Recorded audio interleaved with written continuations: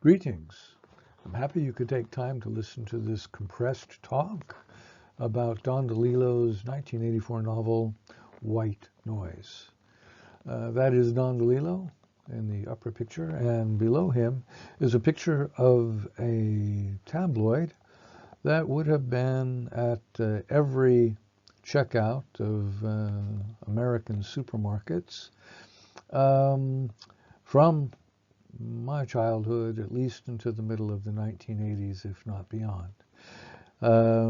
As you can see, it is full of speculations of the supernatural and UFOs, and very entertaining. These were the types of magazines that old man Treadwell liked to listen to Babette read for him. Okay, this is a type of a novel called a systems novel, and within it the individual or the self or the liberal individual is embedded in a series of compound matrices that control her or his destiny, for lack of a better word. Within White Noise, we see the medical apparatus at work. We see the economic apparatus at work.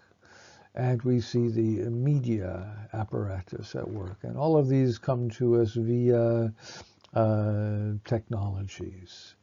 The transition is confounding the individual because it is marking what could well be the characteristic of the postmodernity that we privilege ourselves to be experiencing now, or to say we do. And we're going from a historical material physicality, the real world, if you will, toward an immaterial integration in a massive random signal communication system matrix. This novel is considered by several, including me, to be a perfection of a subgenre called a system novel, sometimes a systems novel. And these take for their topic the integration of the liberal subject, the individual subject, into a massive collective matrix. Other notable titles here are Thomas Pynchon's The Crying of Lot 49 and Joseph Heller's Catch 22. For an overview, we have three sections: waves and radiation, the airborne toxic event, and dial-rama. Waves and radiations obviously establishes the character, introduces the conflict with Babette taking Dilar. The airborne toxic event is all one long chapter, and it illustrates the Gladney family going from college professor family to environmental refugees in very short order. We have the narrator, J.A.K. Gladney, 50-ish college professor, creator and chair of the Department of Hitler Studies at the College on the Hill. My take of the College on the Hill is it's basically a New England or Yankee small town with a university or a college in it. I grew up in Brunswick, Maine. It had Bowdoin College, and that works quite well. My niece is soon graduating from University of Farmington in Farmington, Maine. That too could well be this type of a town. As a matter of fact, there is a Farmington mentioned in White Noise.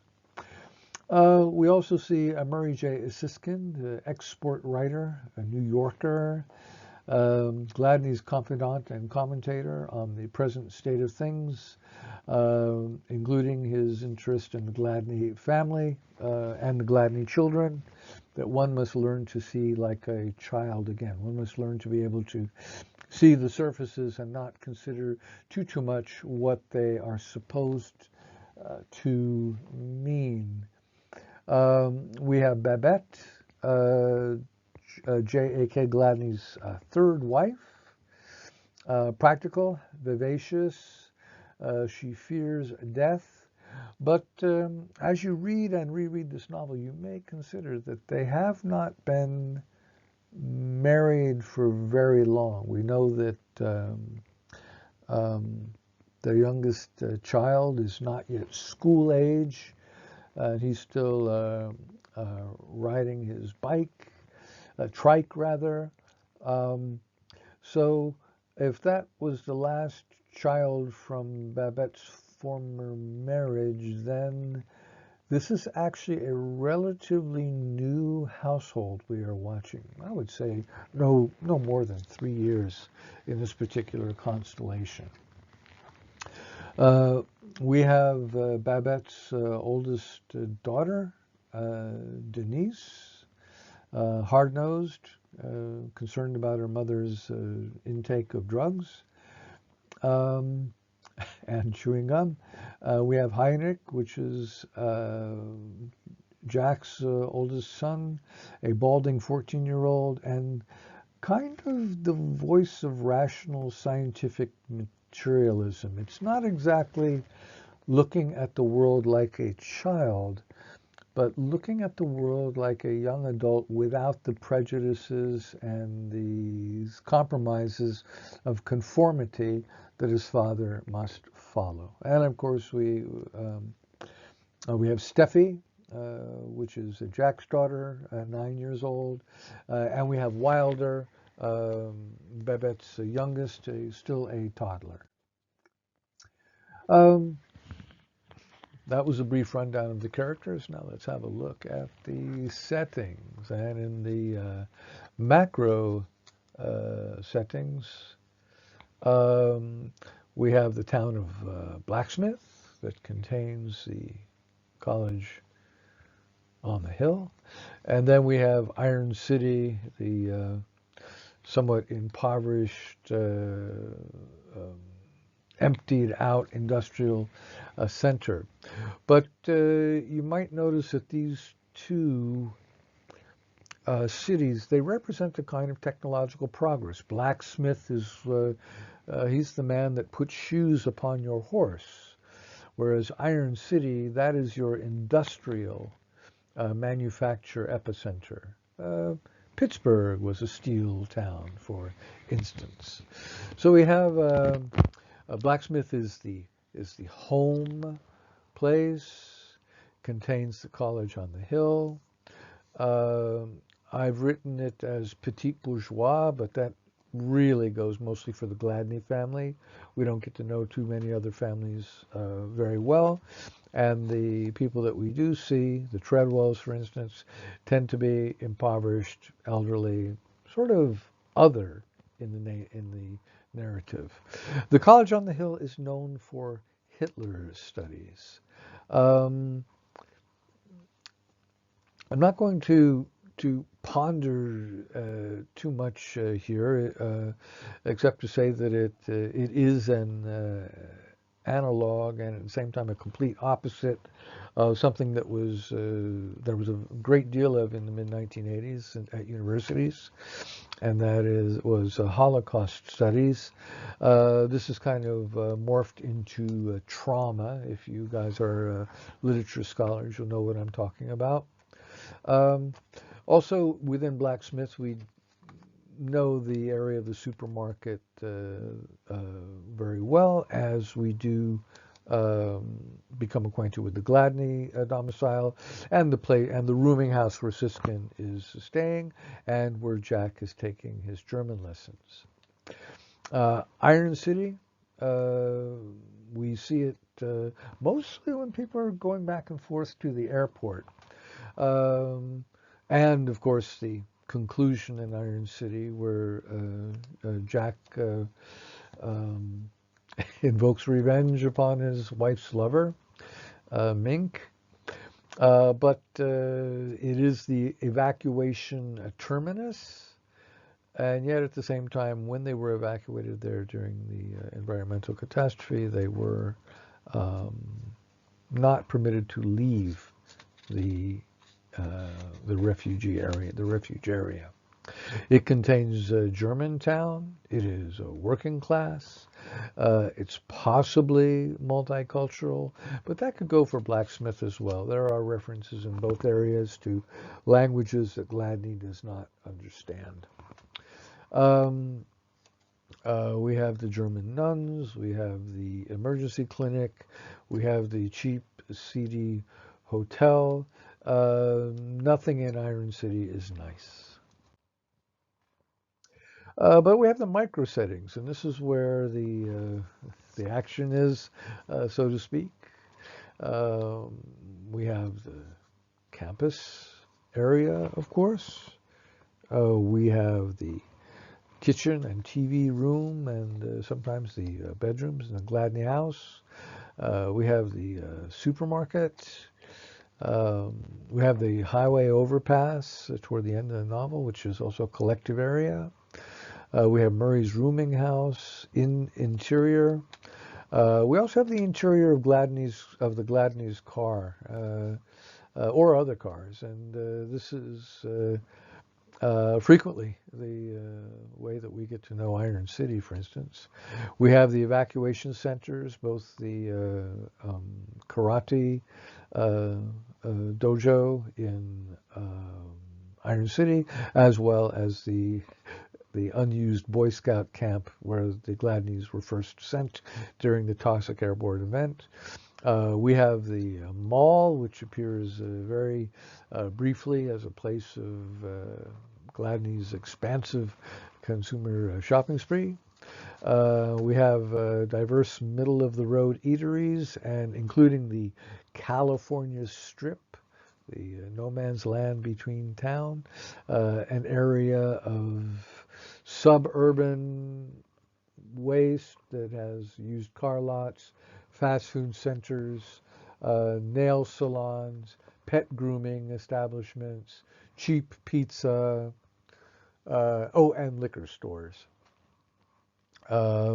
We also have the medical establishments, Autumn Harvest Farms and Germantown Clinic, and let us not forget the rundown hotel room. Yeah, Gladney's narration. Well, he's 51, and he's sensing his own immortality. I'm characterizing him as laconic, insightful, and witty, and yet he is at the absolute apex of his career.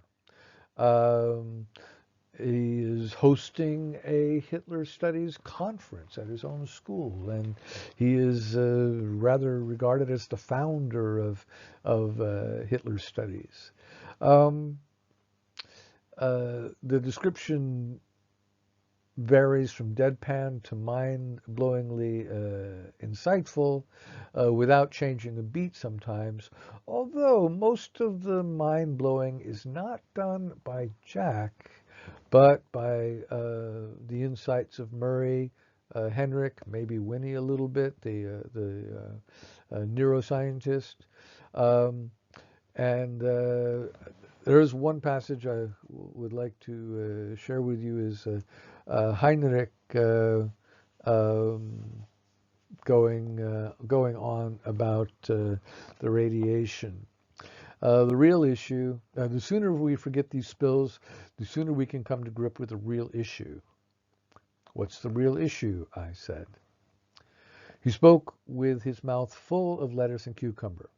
The real issue is the kind of radiation that surrounds us every day. Your radio, your TV, your microwave oven, your power lines just outside the door, your radar speed trap on the highway. For years they told us these low doses weren't dangerous. And now, Babette said, We watched him use his spoon to mold the mashed potatoes on his plate into the shape of a volcanic mountain. He poured gravy ever so carefully into the opening at the top. Then he set to work ridding his steak of fat, veins, and other imperfections.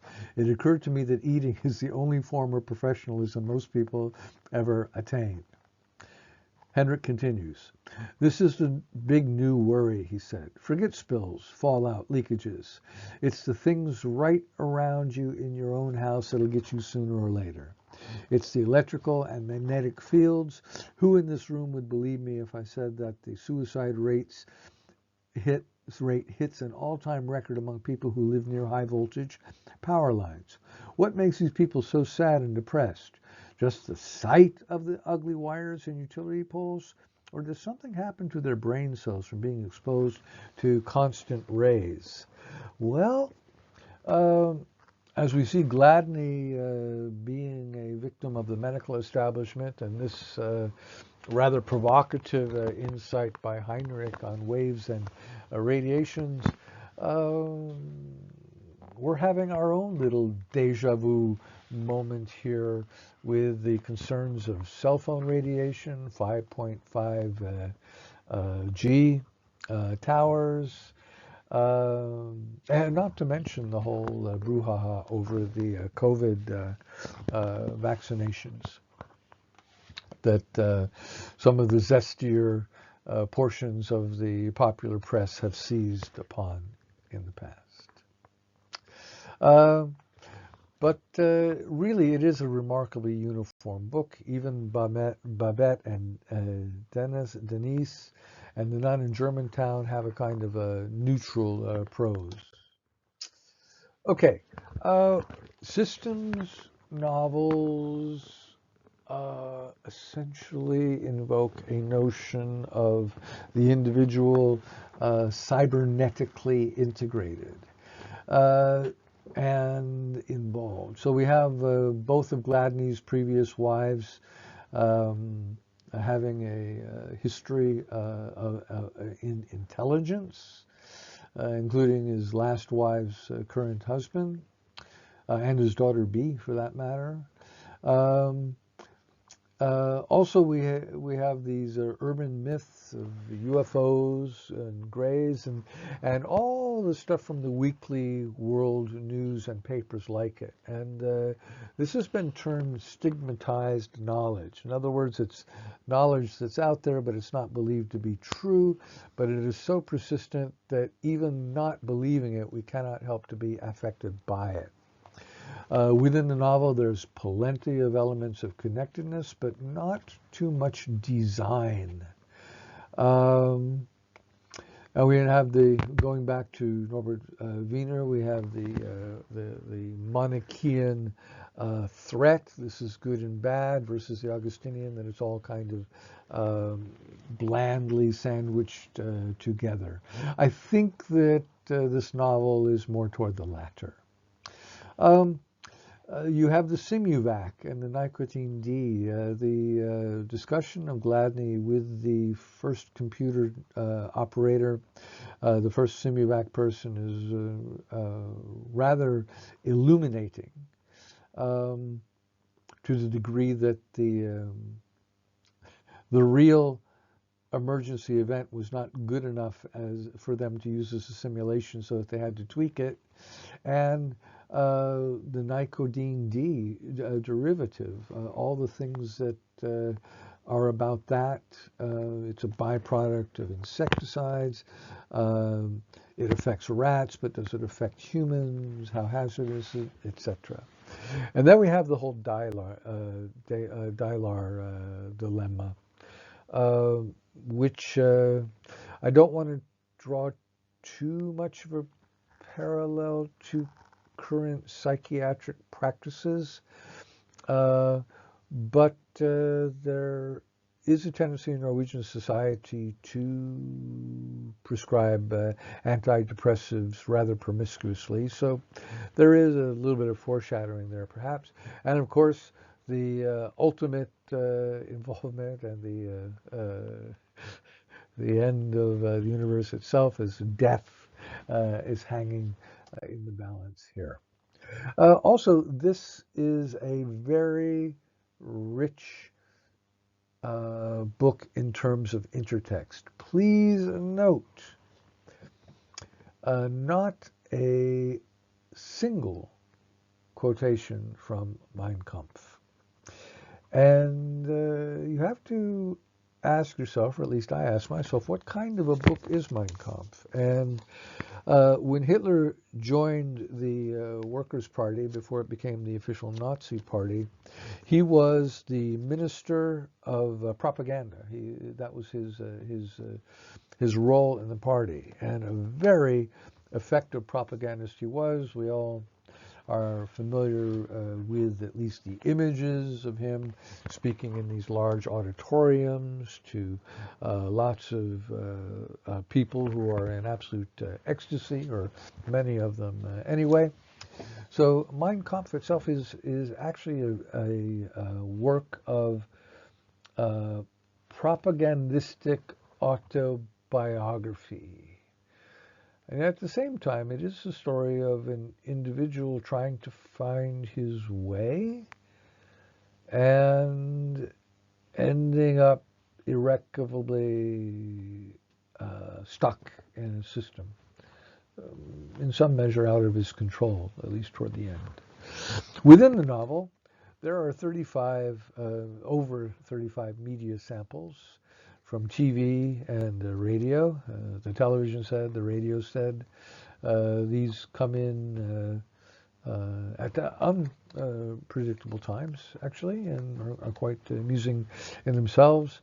But the Willie Mink totally spewing these out in his psychotropic illusion are about a third of those intertextual samples.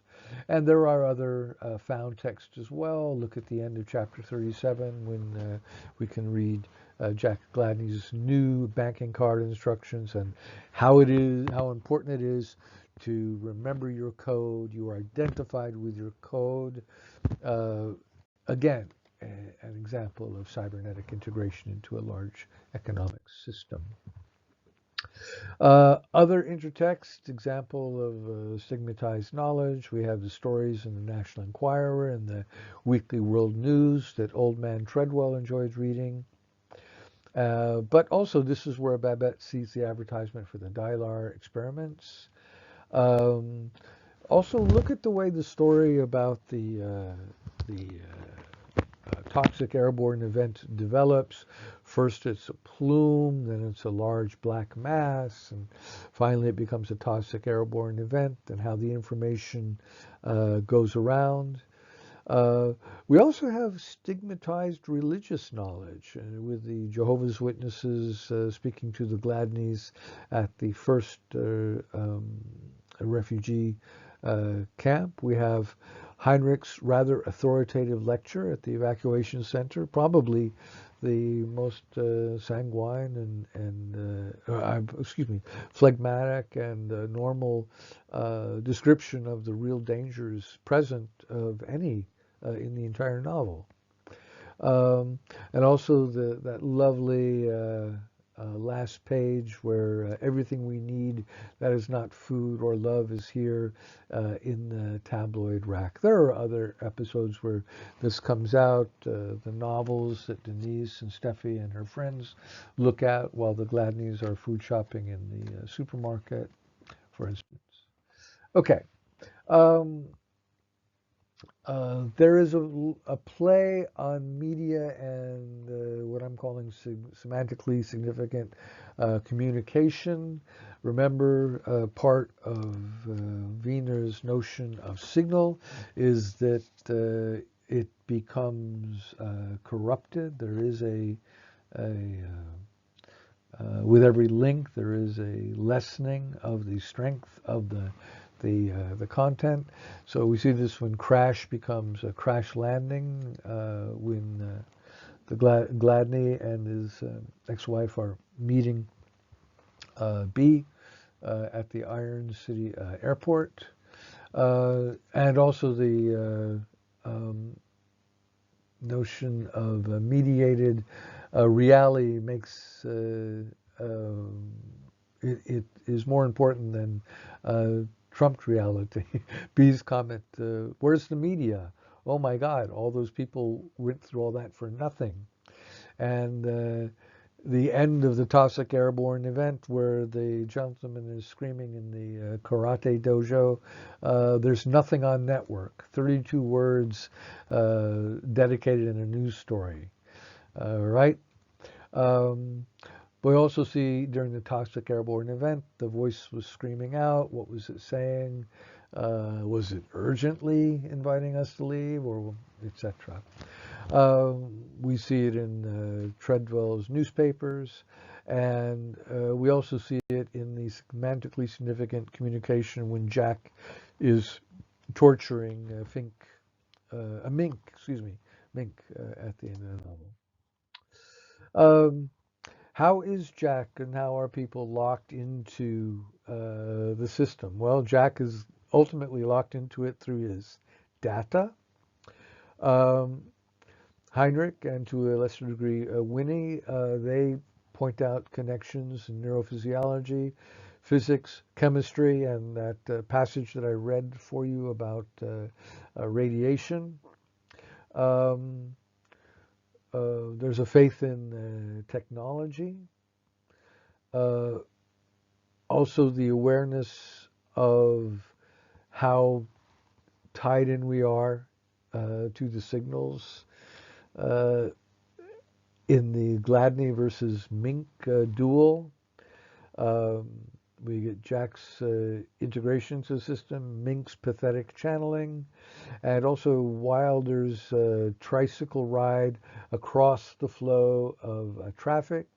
Wilder is not yet going with the flow, so to speak, and miraculously he survives it. Um, my last slide here is going to evolve technology as the conspiracy. Uh, uh, Man's guilt in history and in the tides of his own blood has been complicated by technology, the daily seeping of false-hearted death. Um, Also, Gladney's observation, all plots tend to move deathward. Um, Quote with from chapter 15, death was strictly a professional matter here. I was comfortable with it. I was on top of it. And we also have a peculiar use of the Renfield trope from Bram Stoker's Dracula. You may recall that Renfield would kill small animals and spiders and so forth.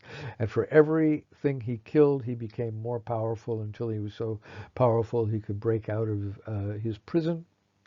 And we kind of have this here with Siskin's observations that, there's two kinds of people. There's killers and dyers, and Gladney being tapped into that.